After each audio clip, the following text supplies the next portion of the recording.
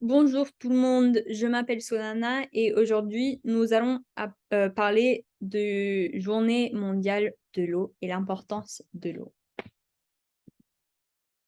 Alors, nous allons parler du cycle de l'eau, des eaux pluviales, alors la pluie, euh, les actions que vous pouvez prendre pour aider à préserver votre bassin versant et votre planète.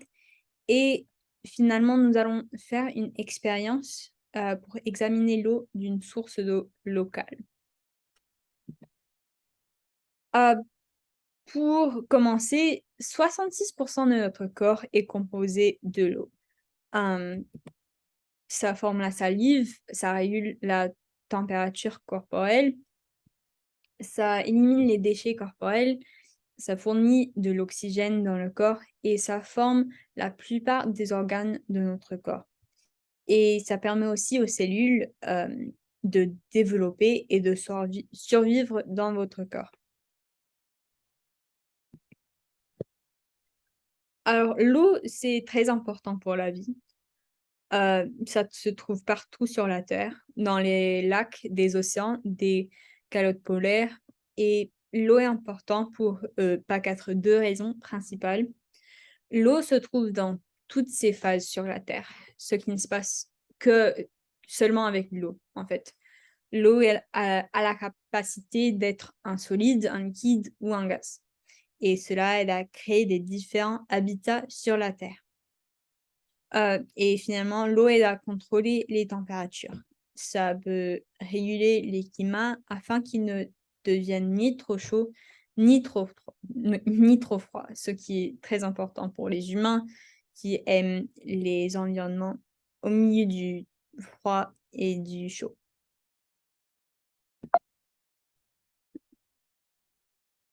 Par contre, il y a que 1 de l'eau douce de la terre qui est disponible pour l'usage humain. Hem, L'eau traverse la terre dans des différentes formes et nous pouvons préserver le peu d'approvisionnement,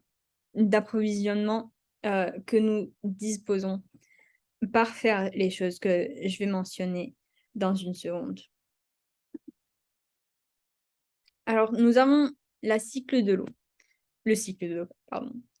Comment l'eau se déplace-t-elle sur la terre? On a l'évaporation. Le soleil réchauffe l'eau liquide des océans, des lacs et des rivières et la transforme en vapeur. C'est la première étape. Deuxièmement, la condensation. La vapeur d'eau dans l'air se refroidit et transforme en gouttes liquides, formant des nuages, dans l'air.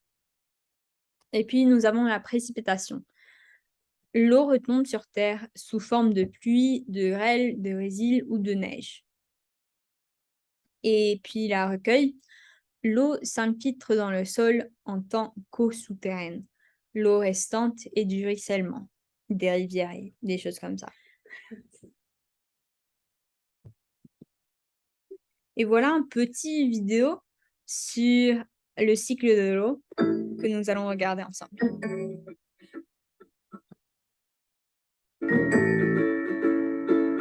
Le cycle de l'eau. Le cycle de l'eau décrit le long voyage effectué par l'eau. On dit que c'est un cycle, car ce voyage ne s'arrête jamais. C'est un éternel recommencement. Sous l'effet de la chaleur du soleil, l'eau qui se trouve dans la mer ou les océans s'évapore et devient de la vapeur d'eau. C'est ce qu'on appelle l'évaporation. La vapeur monte dans l'atmosphère et forme des nuages. C'est ce qu'on appelle la condensation. Ensuite, les nuages sont poussés par le vent vers la Terre.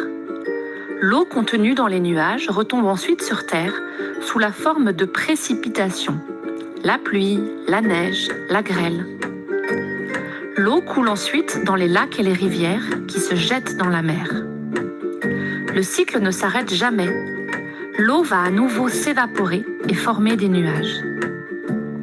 Durant ce parcours, et sur Terre, l'eau peut changer plusieurs fois d'état.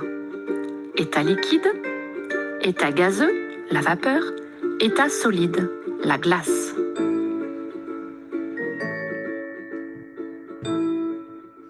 Et voilà, Ça, c'est un petit vidéo sur, oups, sur le cycle de l'eau.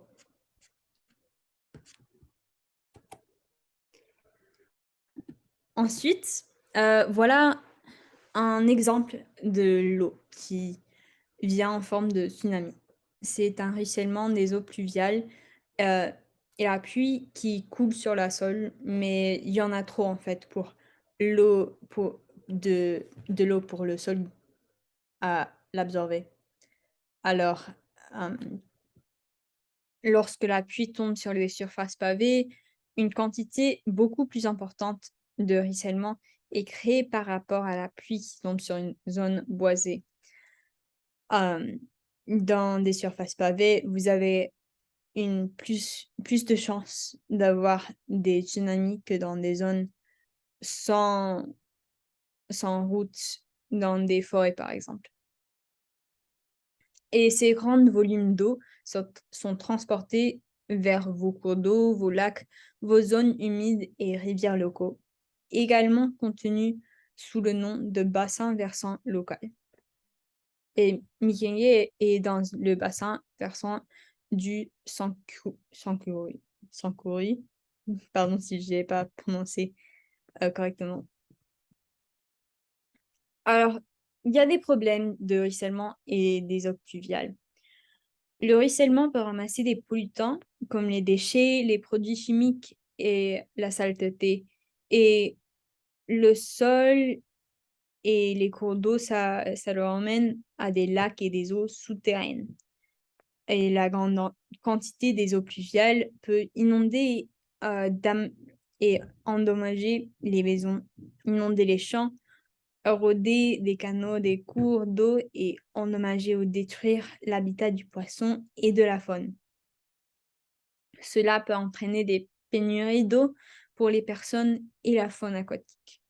Ça veut dire qu'il y aura plus d'eau que vous pouvez boire ou en général dans l'environnement.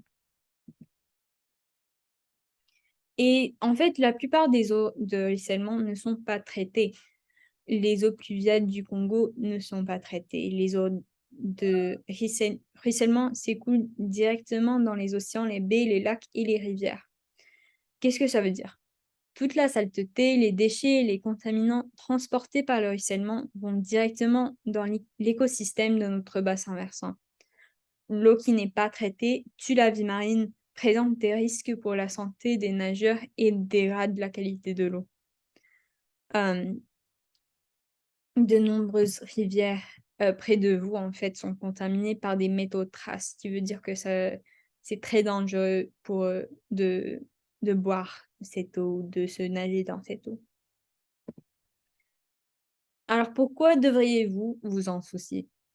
Aujourd'hui, environ 33 millions de personnes dans les zones rurales de Congo n'ont pas accès à une eau de qualité. L'eau de ruissellement polluée s'écoule directement dans votre bassin versant local. Il menace la faune locale, il diminue la qualité de l'eau, il gaspille l'eau potable possible et rend la baignade et la consommation de poissons dangereuses. Le futur est entre vos mains.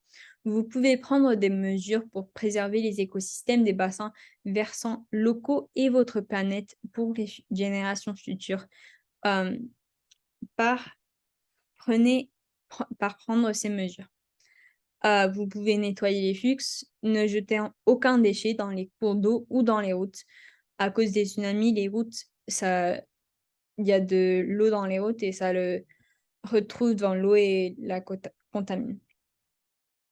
Faites pousser des plantes indigènes qui ont des systèmes racinaires plus longs, qui réduit la quantité de produits chimiques et de l'eau nécessaire. Et finalement, recueillir la pluie, placer des seaux ou des récipients à l'extérieur lorsqu'il pleut pour recueillir l'eau de pluie. Cette eau peut être réutilisée et est normalement bien pour boire. Est-ce que vous avez des questions? Demandez à votre prof. Et merci de nous avoir rejoints aujourd'hui. Au revoir.